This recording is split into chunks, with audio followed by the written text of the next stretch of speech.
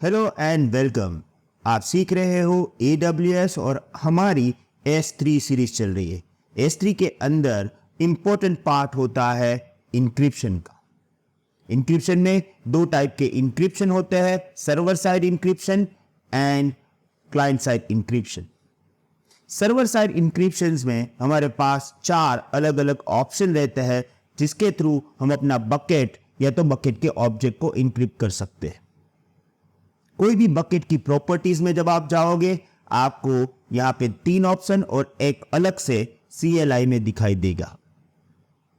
Now हम इस video में सबसे पहले option server side encryption with Amazon S3 manage की बात करेंगे और स्टेप बाय स्टेप वीडियो में ये चारों इंक्रिप्शन ऑप्शन को समझ लेंगे। So let's start with SSE S3।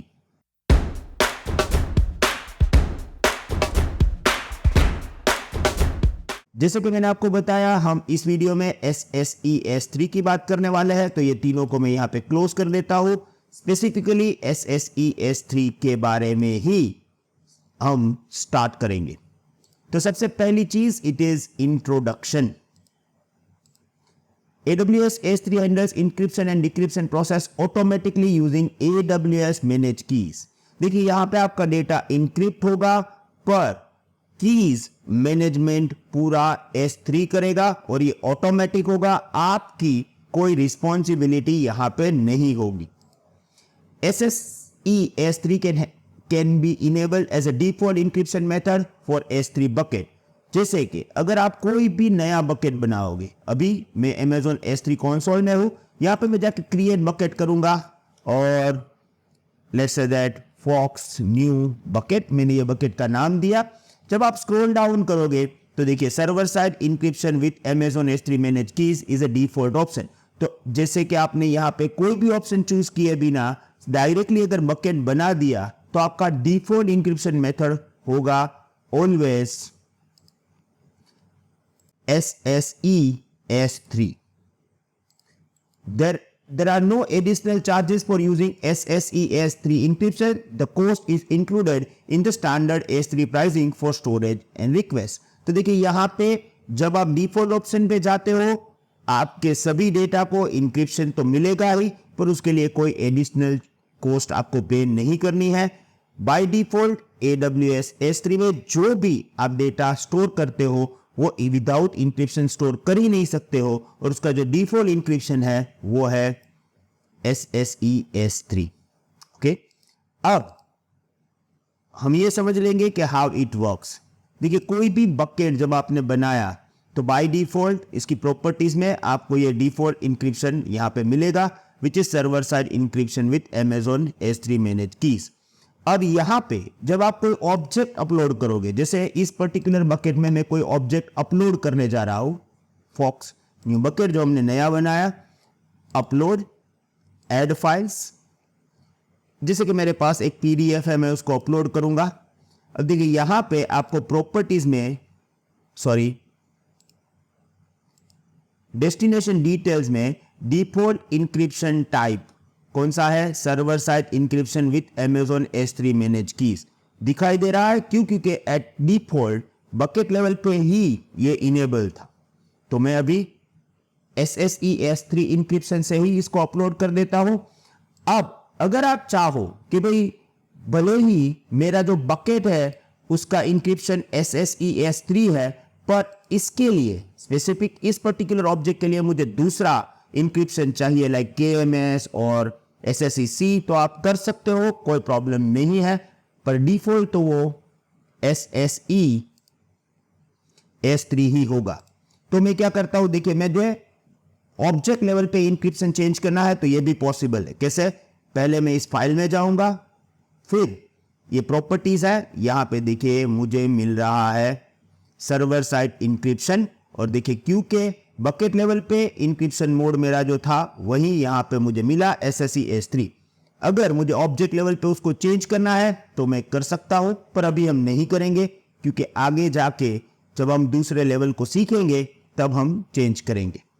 तो ये पूरा सिस्टम था। अब समझ लेते हैं how it works. When you upload data to S3, Amazon automatically encrypted using AES 256 encryption algorithm. याद रखिएगा SSES3 एक सिमेट्रिक अल्गोरिदम प्रोसेस यूज करता है और वो है AES 256. Upon retrieval, S3 decrypt the data before returning it. देखिए ये जो पूरा प्रोसेस है वो ट्रांसपेरेंट रहता है यूजर के लिए. जैसे कि मैंने यहाँ पे ऑब्जेक्ट अपलोड किया है, अब ये ऑब्जेक्ट एक्चुअली इंक्रिप्टेड है. अगर कोई उसको अनऑथराइज एक्सेस कर लेगा उसके पास कुछ आने वाला नहीं है, पर मेरे लिए ये पूरी प्रोसेस ट्रांसपेरेंट है. जैसे कि अगर मैं यहाँ पे जाके इस फाइल को डाउनलोड कर दूंगा तो ये ऑटोमेटिकली डिक्रिप्ट होके ही मेरे सिस्टम में डाउनलोड होगी. यानी इंक्रिप्शन डिक्रिप्शन पार्ट ट्रांसपेरेंट रहेगा और ये ऑटोमेटिकली AWS मैनेज करेगा और उसके लिए जो की है वो भी S3 ही मैनेज करेगा. अब देखिए ये इंक्रिप्शन ऑप्शन हमारे पास है, जैसे कि फ्री में भी है, पर क्या हमें ये यूज करना चाहिए ये आप डिसाइड कर सकते हो बेस्ड ऑन द लिमिटेशन. इस पर्टिकुलर ऑप्शंस की कई सारी लिमिटेशंस है.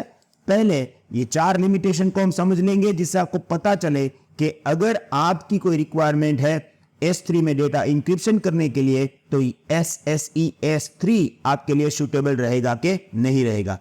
फर्स्ट प्रॉब्लम और we can say that limitation of SSES3 is limited key management flexibility. देखिए आपको ये तो पता ही है कि इंक्रिप्शन को डेटा को इंक्रिप्शन करने के लिए डिक्रिप्शन करने के लिए की चाहिए. की यहां पर भी यूज होगा पर उसकी की मैनेजमेंट जो है वो बहुत ही लिमिटेड है एज अ कस्टमर हमारे पास. यहां पे 3 पॉइंट हमें समझना पड़ेगा. With SSES3 you don't have control over the encryption key. आपको पता ही नहीं चलेगा कि आपको कोई इंक्रिप्शन की यूज किया है या कौन सी की आपने यूज की है. आपके पास कोई भी कंट्रोल नहीं है आपकी जो की है उसका. दूसरी limitations, AWS manage the keys which means you cannot rotate, disable or revoke the key manually. आपके पास की का कोई कंट्रोल ही नहीं है. रोटेट करने से सिक्योरिटी हाई होती है. की आपने किसी को दी है, आपको लगा उसको मुझे अभी नहीं देना है तो आपको की डिसेबल करना है. ये कुछ नहीं कर सकते हो आप क्योंकि आपके सामने की विजिबल है ही नहीं जब आप SSES3 यूज करते हो. इफ यू रिक्वायर कस्टम की management policy SSES3 may not be suitable. देखिए यहाँ पे कस्टम की मैनेजमेंट पॉलिसी अप्लाई नहीं होगी. उसके लिए हमारे पास नेक्स्ट ऑप्शन है जो हम आगे के वीडियो में देखेंगे. तो ये एक पहला प्रॉब्लम या लिमिटेशंस था फॉर SSES3. दूसरा, lack of detail audit logs. While SSES3 provide basic encryption, it does not offer detailed login and auditing capabilities. If you need to track key usage and access pattern, SSES3 might not meet the compliance requirement. Some regulatory standard requires strict control over encryption key, including ability to manage audit and rotate keys. SSES3 may not fulfill such requirement. Problem keys का ही है. आपके पास keys का कोई control नहीं है, आप keys का audit नहीं कर सकते हो. कई सारे कंप्लायंस रिक्वायरमेंट में ये जरूरी है तो वहां पे ये ऑप्शन आपके लिए नहीं है. Third, no customer manage keys. अगर आप अपनी कीज यहां पे डिप्लॉय करना चाहते हो, इंटीग्रेट करना चाहते हो इंक्रिप्शन के साथ, वो नहीं कर सकते हो. स्ट्रिक्टली जब आप SSES3 यूज करोगे तब AWS ही आपकी की मैनेज करेगा. Compatibility with certain features, some advanced S3 features or third-party tool might have limited capabilities with S3.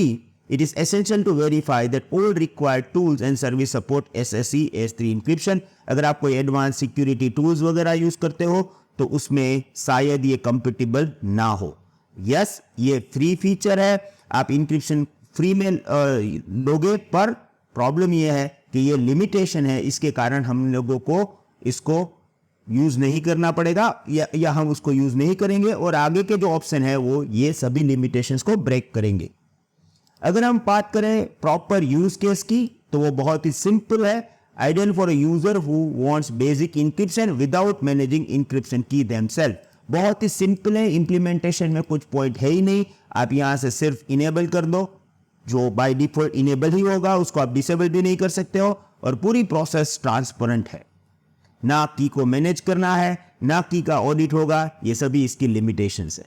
I hope आपको ये समझ में आ चुका होगा और आपको दूसरा ऑप्शन वहां पे क्यों है उसका भी आइडिया आ गया होगा, क्योंकि इसकी जो लिमिटेशन है वो सभी लिमिटेशंस आगे server side encryption with KMS में फुलफिल होगी।